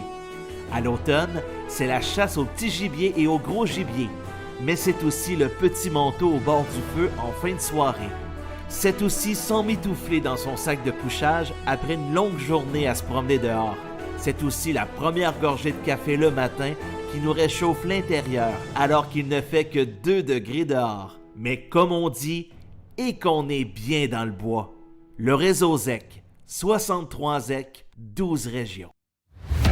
Chasseurs, procurez-vous le BOC Thorax, l'écarteur de cage thoracique pour animaux sauvages. Ce bâton télescopique 100% en acier inoxydable alimentaire favorise le refroidissement et la préservation de la venaison en toute sécurité. Ne commettez pas l'erreur de la contaminer avec une branche d'arbre. Conçu à Rimouski, fabriqué au Québec, écologique, facile à nettoyer, résistant et compact. Disponible chez tous les bons marchands. Détails au www.boc-thorax.com. L'essayer, c'est l'adopter. Pour profiter pleinement des plaisirs de la chasse ou pour déjouer le poisson, les destinations de la CEPAC vous proposent de vastes secteurs exclusifs, des taux de succès élevés, des outils cartographiques de pointe et surtout du personnel qualifié et passionné. Aux 4 coins de la province, vous pourrez pratiquer votre activité préférée le temps d'une journée, lors d'un séjour en camping ou encore dans l'un de nos confortables chalets. Accédez au meilleur territoire de chasse et de pêche du Québec. Réservez votre séjour dès maintenant à cepac.com. Rendez-vous Nature, une présentation du réseau ZEC, le réseau à découvrir. Visitez le réseauzec.com.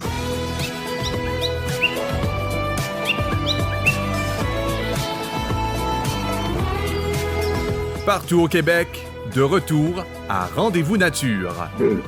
Voici Ernie Wells. Il reste quand même que la récolte de l'orignal en 2024 confirme que l'espèce est toujours très populaire, mais quand même rejoint moins d'amateurs. Les 167 618 chasseurs ont prélevé 20 431 orignaux, surtout des mâles adultes avec 15 700 individus parce qu'on était en saison restrictive, 2 578 femelles adultes et 2 153 veaux. Ces bêtes sont issues essentiellement des réserves fauniques et des tirages au sort comme entre autres dans la zone 1 Gaspésie. Pour faire le point sur la récolte de l'orignal en 2024, j'en parle avec Laurent Devrine, qui est biologiste en gestion des espèces et des habitats terrestres, surtout l'orignal, donc au ministère responsable de la faune. Alors, Laurent Devrine, les chasseurs ont récolté 20 431 orignaux. C'est 11 % de plus que la même année restrictive de 2022, où il s'était prélevé à ce moment-là 18 400 orignaux. Avec autant de bêtes prélevées, qu'est-ce que ça vous dit, vous, de voir que le troupeau comme ça, il monte, puis en même temps, qu'on voit aussi que le nombre de chasseurs diminue? C'est comme si c'était paradoxal. Si la récolte augmente, mais que le nombre de chasseurs augmente lui aussi, ça ne veut pas nécessairement dire que la population va augmenter. C'est pour ça qu'on ne suit pas nécessairement la récolte comme indicateur de la descendance des populations, mais bien le succès de chasse. Parce que le succès de chasse, lui, va tenir compte de la pression de chasse, donc de l'effort de chasse, du nombre de chasseurs. Dans le cas de cette année, ce qu'on a remarqué, c'est que non seulement la récolte a augmenté, mais la pression de chasse, le nombre de chasseurs a diminué. Donc, c'est sûr que ça, si on a récolté plus d'orignaux avec moins de chasseurs, ça, c'est un bon indicateur que le cheptel, de façon générale, il est en santé, ça va bien, puis c'est sûr que c'est des nouvelles qui sont le fun là, à annoncer. Oui, puis il reste aussi qu'un autre indicateur, je pense, c'est le nombre de mâles prélevés, qui est aussi un record pour, même incluant les années permissives. Alors, 15 700 mâles, c'est un bon signe aussi que la récolte, autant de mâles, c'est un bon signe donc pour le troupeau, mais en même temps, ça protège aussi les femelles, puis qui est l'usine à bébés, comme on dit. Alors donc, dans ce cas-là, 15 700 mâles, ça nuit pas à la pérennité de l'espèce. Non, en effet, là, en fait, le pourcentage de mâles, le succès de chasse, en fait, aux mâles adultes, comme on appelle, c'est vraiment un bon indicateur des tendances des populations. En 2024, en fait, le ministère a publié là, une analyse du système de suivi de l'orignal au Québec, où on a vraiment décortiqué là, tout ce qu'on suit. Là, donc, ça renseigne très bien sur qu'est-ce qu'on fait pour suivre les populations d'orignaux. Puis, ce qui ressort de ça, c'est entre autres justement que le succès de chasse aux mâles adultes est vraiment un bon indicateur des densités de population.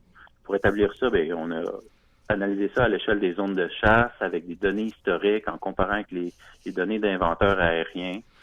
Puis ça vient aussi du fait que c'est meilleur que la récolte totale parce que les chasseurs sont quand même sélectifs sur les mâles de façon générale. Donc, si on prend le succès total, ça donne pas exactement le même pouls que celui de mâles adultes. Fait que, comme vous le mentionnez, vu que c'est des récoltes de mâles, ça a un effet beaucoup moindre sur le potentiel de croissance des populations que la récolte de femelles. Oui, comme je vous disais, c'est l'usine à bébés. Il y a un biologiste dans l'Est du Québec qui appelait ça, il disait qu'il fallait protéger l'orignal, la femelle, et c'est lui qui avait été, je me souviens un peu, à l'origine de l'implantation du programme de l'alternance, et il disait, une année sur deux, on protège la femelle, c'est l'usine à bébés, donc il faut quand même y donner une chance. Mais les zones de chasse 1, Gaspésie, et 2, Bas-Saint-Laurent, ça demeure toujours les zones de chasse les plus productives, puis où le succès de chasse est le plus élevé, 23 % à Gaspésie, puis 18 % donc dans la zone 2. Il y a quand même des efforts qui sont faits aussi. Là, vous allez peut-être me dire que la question de l'habitat y est pour quelque chose, mais on voit depuis quelques années, entre autres du côté de la ZEC Bas-Saint-Laurent, où les chasseurs se serrent la ceinture pour augmenter la pérennité de l'espèce et protéger la femelle. Comme lors d'une chasse permissive, il y avait eu, il y a 2 ans, il y avait eu quand même la protection de la femelle. Et là, il continue à faire des revendications pour que ce soit la même chose, même l'an prochain, pour que ce soit une chasse, donc qui va être aussi sélective, mais permissive, mais je veux dire, avec un certain nombre de permis pour protéger la femelle orignale. Est-ce que vous pensez que c'est quelque chose de logique puis de probable? Alors, c'est une bonne question. Évidemment, là, c'est un dossier qu'on suit là, étroitement là, depuis plusieurs années. Là, on est toujours à l'écoute là, de ce que nos partenaires, qui sont au final là, beaucoup les yeux sur le terrain, nous disent.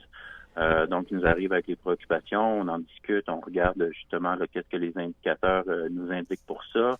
Il faut tenir compte aussi de toutes les personnes impliquées, donc pas juste les ZEC ni les pourvoiries, mais aussi quel impact ça a sur les chasseurs sur le libre, sur les réserves phoniques, pour analyser tout ça. On gère les populations à l'échelle des zones de chasse, là, c'est pas pour rien. Il faut éviter d'avoir là une myriade de plein de petites modalités, sinon les modalités perdent de leur pouvoir d'action, si on veut. Là. Si le voisin juste à côté fait pas la même chose que vous, là, ça va influencer votre territoire. Oui, c'est sûr. Donc, c'est sûr que pour la zone 2, c'est un peu difficile là, à défendre, de protéger l'orignal, parce que reste que c'est encore là une des zones les plus productives au niveau de l'orignal. Les récoltes sont bonnes, les tendances sont bonnes.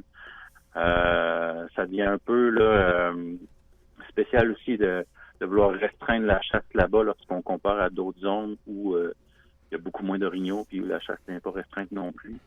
Donc, c'est sûr qu'on s'habitue très vite à de l'abondance. Dans la ZEC Bas-Saint-Laurent, il y a eu des très, très bonnes années dans la dernière décennie. Donc, il ne faut pas non plus là, s'inquiéter outre mesure lorsqu'il y a une mauvaise année. Oui, mais il y a eu quand même des années où on a comme paniqué un peu. Il y a quelques années, il y avait eu même un inventaire qui avait été fait, puis de 14 orignaux aux 10 km², on tombait en bas de 10 orignaux au même kilomètre carré, et c'est là que les gestionnaires de la ZEC avaient pris pour pour objectif de protéger la femelle pour aussi donc favoriser la pérennité de l'espèce. Puis ça c'est encore dans les cartons, si je peux dire. Alors, puis on sait que l'an prochain, 2026, ça va être une année où on va assister, je pense, au nouveau plan de gestion de l'espèce. Donc, est-ce que 2025 pourrait peut-être servir pour la zone 2, pour les 4 aigles de l'Est, je ne parle pas des territoires libres, mais pour y aller par un tirage au sort pour la femelle avec un nombre limite finalement de sujets récoltés? Ça ne pourrait pas servir de projet expérimental pour 2026, le prochain plan de gestion? Là, il y a plusieurs éléments là, dans la question. Je commençais par revenir sur les inventaires.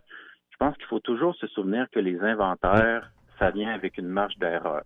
C'est des bonnes données, on les utilise, mais ça reste une donnée ponctuelle pendant un hiver dans le temps, qui nécessite certaines conditions aussi qu'on a de moins en moins, entre autres au niveau de l'épaisseur du couvert de neige. Ouais. Avant cet hiver, là, il n'y a pas longtemps, là, il n'y a presque pas de neige. Là, ça aurait été difficile de faire des inventaires. Avec le réchauffement climatique, on s'attend à ce que ça soit plus difficile d'en faire aussi. Puis à la base, même quand on a des bonnes conditions, on joue souvent dans les 15 à 20 % d'incertitude avec les inventaires. Mm-hmm. Puis là, il y a un paquet d'autres facteurs qui peuvent jouer là-dessus. Donc, c'est pour ça qu'on utilise les inventaires souvent pour venir confronter un peu ou tester ou valider ce que nous disent nos autres indicateurs. Dans ce cas-ci, dans la 2, c'est un peu particulier parce que l'inventaire nous a en effet suggéré des données à la baisse, mais c'est pas nécessairement ce qui se reflétait dans nos indicateurs. Or, nos indicateurs, eux, ils nous fournissent des données année après année. Donc, sont plus fiables pour vraiment analyser les tendances sur le long terme. En ce qui a trait à modifier la réglementation pour 2025 dans la zone 2 pour tester la modalité pour éventuellement le plan de gestion, à mon avis, on est beaucoup trop serré dans le temps. D'une part, le plan de gestion est quand même bien avancé. On a fait les 3 premières phases là, de consultation sur les préoccupations, sur les orientations et les objectifs, sur les actions et modalités. On a émis nos recommandations aux autorités. Donc, tout ça est déjà là, bien avancé, si on veut. On suit l'échéancier prévu. Donc, on ne pourrait pas, là, à ce moment-ci, nécessairement venir remodifier là, ce qu'on a proposé aux autorités sans engendrer des délais supplémentaires. Puis je pense que le plan de gestion a déjà été reporté là, 2 fois. Là. Tout le monde a hâte là, qui arrive ce plan de gestion-là. OK, mais puisque vous parlez du plan de gestion, ben là, vous levez la couverte finalement sur ce fameux plan de gestion que tout le monde parle depuis quelques années. Au moment où on se parle, est-ce qu'on peut donner un aperçu de ce que va être le prochain plan de gestion? Pas en ce moment, non. Non? Nous, on a fait nos recommandations aux autorités. La balle est plus dans notre camp, si on veut. Là. OK. Mais donc, on est en attente, mais au point de vue des échéanciers, on est dans les temps pour que ça rentre en place en 2026. Donc, on s'attend là, à des annonces du ministre là, à l'automne prochain. Vous savez, quand on est chroniqueur ou journaliste, on aime toujours poser des questions qu'on connaît les réponses. Ça va toujours mieux, ça va toujours mieux. Et mes informateurs, qui sont généralement bien informés, m'informent justement de 2 modifications majeures. Donc, toutes les zones au Québec auraient toutes les mêmes dates de saison de chasse. Puis ça serait partout à la grandeur de la province. Ce serait l'alternance d'une année à l'autre, permissive et sélective, serait terminée. Et ce serait un permis pour le mâle et un permis pour l'orignal sans bois. Est-ce que mes informations sont bonnes? Ça fait partie des choses qu'on a examinées. OK. Là, il y a 2 portions là, au niveau d'une part, les périodes. Je pense que on a consulté les partenaires là, sur des scénarios de modification de période, mais c'était pas là, des périodes là, mur à mur semblables pour toute la province. Okay. On a essayé de quand même simplifier la réglementation pour le chasseur, vu que c'est quand même une forte recommandation de la vérificatrice générale. Donc, pour réduire les confusions, pour des zones qui sont similaires, pourquoi il y aurait nécessairement des modalités différentes. Évidemment, il faut quand même tenir compte des réalités locales là, de chaque zone, là, tant au point de vue de l'habitat, du cheptel, de la réalité culturelle, socio-économique aussi. Donc, c'est tous des critères qu'on tient en compte. Pour ce qui est de l'implantation du tirage au sort là, de permis spéciaux. Ouais. Plutôt que l'alternance, encore une fois, c'est des choses sur lesquelles on a consulté les partenaires. On a tenu compte des commentaires qui nous ont été faits. Puis on a fait des recommandations là, aux autorités, mais je peux pas m'avancer plus que ça là-dessus. Et contrairement au cerf de Virginie, l'orignal, lui, demeure quand même... il demande moins d'attention. Hein. Il est plus fort, il survit plus aux hivers rigoureux. Et son principal ennemi demeure toujours, je pense, la tique d'hiver. De ce côté-là, est-ce que... Je sais qu'il y avait des études qui avaient été faites. Il y avait beaucoup de biologistes qui se penchaient sur la question. Puis est-ce que c'est... on est rendu où avec le dossier de la tique d'hiver? Parce que même les chasseurs demandent, c'est pas un moyen de mettre des pulvérisateurs ou des insecticides ou peu importe. Qu'est-ce qui pourrait arriver pour épargner l'agression des tiques sur les jeunes orignaux, surtout chez les jeunes veaux orignaux? C'est sûr que le Québec, c'est quand même assez grand. Si on se compare là, justement là, aux États plus au sud, le Maine et New Hampshire, qui sont vraiment plus petits, puis où il y a vraiment des fortes problématiques avec la tique d'hiver. Ouais. Donc la réalité de la tique d'hiver, elle est bien réelle. C'est une préoccupation très importante, mais qui est aussi variable en termes d'intensité à l'échelle de la province. Donc plus on va vers le nord, moins l'impact là est important pour l'instant. On sait que la tique migre avec les changements climatiques. Donc, c'est sûr que là, on parle notamment de la zone 2, de la zone 27, là, les zones plus au sud. La tique a toujours été là, mais vraiment, les conditions là, liées au réchauffement climatique semblent favoriser la survie et l'expansion de la tique. Puis la tique, ça demeure un parasite. Donc, comme pour tous les parasites dans le monde de la biologie de façon générale, ça va être fortement lié à la densité de l'hôte, donc dans ce cas-ci l'orignal. Donc c'est sûr que là où il y a des fortes densités d'orignaux, il y a plus de chances que la tique prospère également. Donc oui, vous avez raison, il y a des recherches qui sont en cours là, avec des partenaires universitaires, puis aussi avec des homologues là, du Nouveau-Brunswick, entre autres. Puis ce que ça montre, comme vous l'avez mentionné, c'est vraiment que les veaux sont les plus affectés. Donc, la survie hivernale des veaux peut être affectée là, fortement par les tiques. C'est pour moi le responsable là, au bureau là, du dossier sur la tique. Mais c'est sûr qu'on continue les suivis là-dessus. On observe, on regarde sa progression. Il y a beaucoup de recherches aussi qui sont faites pour essayer de voir comment est-ce qu'on est capable d'associer la météo d'une saison, d'un été, d'un printemps, d'une automne, avec les probabilités qu'il y ait des fortes infestations de tiques ou non. Puis c'est sûr que ça, c'est quelque chose qu'on suit beaucoup, là, puis on regarde évidemment avec nos homologues du Maine, du New Hampshire, du Vermont, où est-ce qu'eux, ils en sont rendus avec la tique, qu'est-ce qui peut être fait de ce côté-là. Bon, alors donc, c'est un autre sujet, un autre dossier qu'on va suivre. Alors, je vous remercie, puis je vous dis à une prochaine fois. Merci, M. Wells. Bonne journée. Au revoir.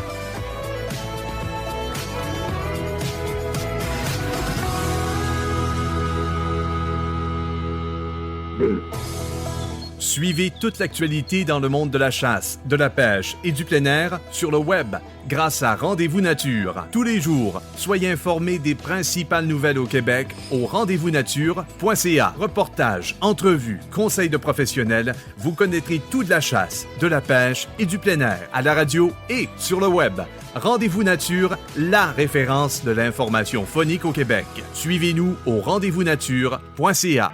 Pour profiter pleinement des plaisirs de la chasse ou pour déjouer le poisson, les destinations de la CEPAC vous proposent de vastes secteurs exclusifs, des taux de succès élevés, des outils cartographiques de pointe et surtout du personnel qualifié et passionné.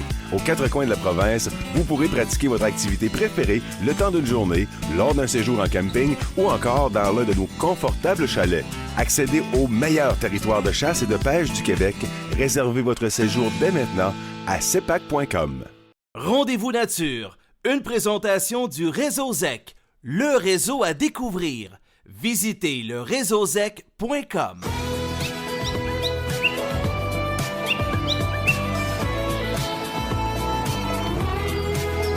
Partout au Québec, de retour à Rendez-vous Nature.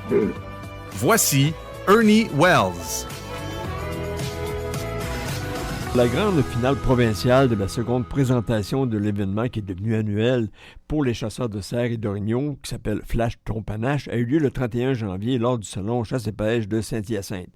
Flash ton panache est l'initiative des jumeaux Yannick et Gabriel Martineau et de Chantal, avec 400 inscriptions l'an dernier, le concours de 2025, donc pour la chasse de 2024, est revenu en force avec quelques 1200 inscriptions. L'heure est aux gagnants. D'abord, Gabriel Martineau, racontez-nous comment a été la grande finale, quelle était l'ambiance, ça s'est passé comment, puis les chasseurs qui étaient présents ont réagi comment à Flash ton panache qui en était à sa deuxième présentation. Oui, la soirée a été un succès. Couronné, c'est ça, de beaux prix. Les gagnants étaient vraiment fiers de leur panache. Donc, ça a été vraiment une très belle soirée. Il y avait beaucoup de monde. On a plus que doublé l'assistance dans la salle. Donc, c'était vraiment super agréable. Nos gagnants, on avait 3 catégories. Okay. Chevreuil du Québec, chevreuil hors Québec. Puis, c'est ça, on avait la catégorie orignale. Si vous voulez, je peux nommer les gagnants avec leur score. Oui, s'il vous plaît, oui, allez-y donc. On vous écoute. Oui, donc, dans la catégorie chevreuil au Québec, notre première position, Pierre Lehoux, avec un score brut de 162,8. Ensuite, 168,8. Ensuite, le score net était de 162,58. C'est vraiment ça, exceptionnel au Québec. Là, on a 3 scores qui font beau dans une croquette. Donc, comme je l'ai mentionné la semaine passée, c'est vraiment exceptionnel. Ensuite de ça, deuxième position, on avait Mathieu Pelletier avec un score brut de 165,68. Puis un score net de 162,28. Il y avait seulement que 3,8 de différence. Ben donc, oui. On était vraiment heureux d'avoir des mesureurs vraiment exceptionnels avec nous parce qu'il ne fallait pas se tromper. Non, c'est sûr. C'est ça. La troisième position, on avait Ken Morin avec un score brut de 167,48 puis un score net de 161,8. C'était impossible de savoir qui gagnait juste en regardant les panaches. C'était impossible. Le stress a été là jusqu'à la toute fin. Voilà. Oui, je vais ensuite avec la catégorie orignale. Okay. Notre première position, c'était Stéphane Lebel avec un score de 196 brut, puis un score net de 186. Ce trophée-là aussi va faire le livre de record Boulin Croquette. C'est vraiment exceptionnel aussi. La deuxième position, M. Marc-Olivier Côté, avec un score brut de 182,18, un score net de 176,38. Ensuite, la troisième position, c'est une dame, on était vraiment content de ça. Oui. Émilie Lajeunesse, avec un score de 179,28 et un score net de 175. La troisième catégorie, qui est de chevreuil hors Québec, on avait 2 finalistes. Le gagnant, ça a été Kevin Descoteaux avec un score de 49,38 brut, puis un score de 142,28 net. Notre deuxième position, chevreuil hors Québec, c'est M. Charles Doris avec un score de 143,58 brut, puis un score net de 138. Donc, on remercie tous nos participants et nos gagnants pour cette belle soirée. Ça a été vraiment, vraiment agréable. Est-ce que du côté des cerfs hors Québec, la participation était importante ou c'était peut-être quelques panaches seulement? Ça s'est passé comment? Dans le fond, il y avait un petit peu moins de participants. La catégorie était nouvelle, donc ça a été un petit peu moins populaire que les autres parce que les autres catégories, déjà, c'était à notre deuxième année, donc les gens étaient comme un petit peu plus au courant. Okay. Chevreuil hors Québec, je pense que ça va faire boule de neige, puis il va y avoir de plus en plus de participants. Oui. Donc, c'est ça, il y avait un petit peu moins de participants. Vous pourriez aussi créer la catégorie hors continent, je pense ici au chevreuil de l'île d'Anticosti, où de plus en plus il se récolte de beaux chevreuils, puis même dans Trophée Québec, il y a même une catégorie pour les cerfs d'Anticosti.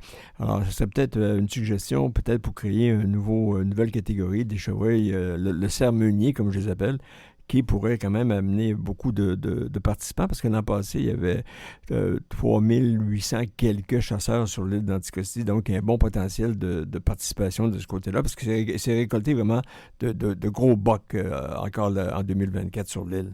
Oui, effectivement.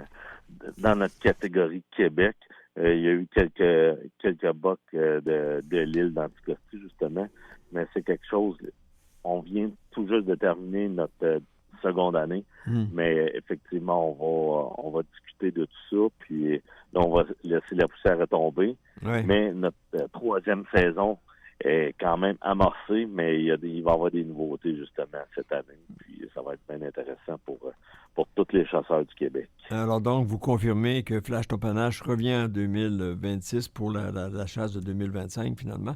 Alors, donc, c'est confirmé. Est-ce que ça va se tenir aussi au même endroit? J'ai discuté avec Catherine du salon plein air chasse-pêche camping. Oui, Saint-Hyacinthe. Catherine, qui est la directrice, qui nous supporte énormément. Donc, oui, effectivement, on a discuté, ça va se faire encore au salon. Okay. Ça va se faire à Saint-Hyacinthe.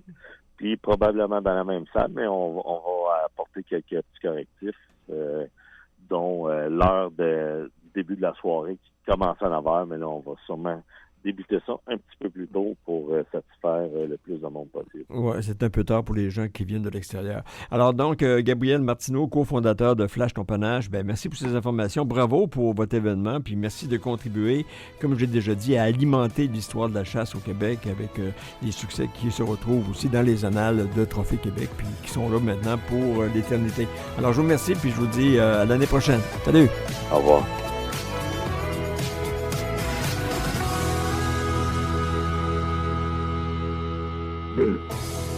Suivez toute l'actualité dans le monde de la chasse, de la pêche et du plein air sur le web grâce à Rendez-vous Nature. Tous les jours, soyez informés des principales nouvelles au Québec au rendez-vous-nature.ca. Reportages, entrevues, conseils de professionnels, vous connaîtrez tout de la chasse, de la pêche et du plein air à la radio et sur le web. Rendez-vous Nature, la référence de l'information phonique au Québec. Suivez-nous au rendez-vous-nature.ca. Rendez-vous Nature, une présentation du Réseau ZEC, le réseau à découvrir. Visitez le réseauzec.com.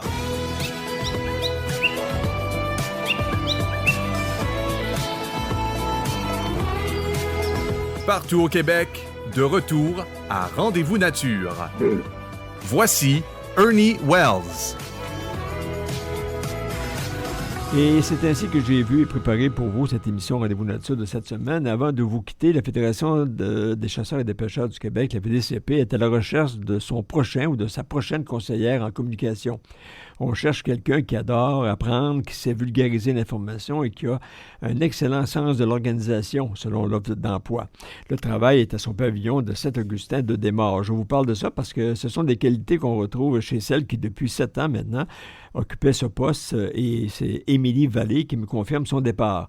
Je vais démarrer mon entreprise de rédaction. J'aime le milieu phonique que je connais bien et je ne serai pas trop loin. J'ai bien l'intention de continuer à écrire pour les chasseurs et les pêcheurs, me confie Émilie. Et c'est ce qu'on lui souhaite, bien sûr, et on lui dit bonne chance dans ce monde qu'on dit toujours merveilleux de la chasse et de la pêche. Ici Ernie Wells, faites attention à vous et à vos proches, et à la semaine prochaine pour un autre Rendez-vous Nature. Et je vous rappelle qu'on peut entendre et réentendre cette émission sur rendez-vous-nature.ca, le journal le soir.ca, Rimouski, et sur Balado Québec, et peut-être réécouter l'entrevue sur l'Orignal. Alors donc, on a quand même quelques indices sur le prochain plan de gestion 2026. Bonne semaine et à la semaine prochaine. Rendez-vous Nature, une présentation du Réseau ZEC, le réseau à découvrir. Visitez le réseauzec.com. Poursuivez l'aventure Rendez-vous sur le web en consultant nos nouvelles au rendez-vous-nature.ca, à la radio et sur le web. Rendez-vous Nature, la référence de l'information phonique au Québec.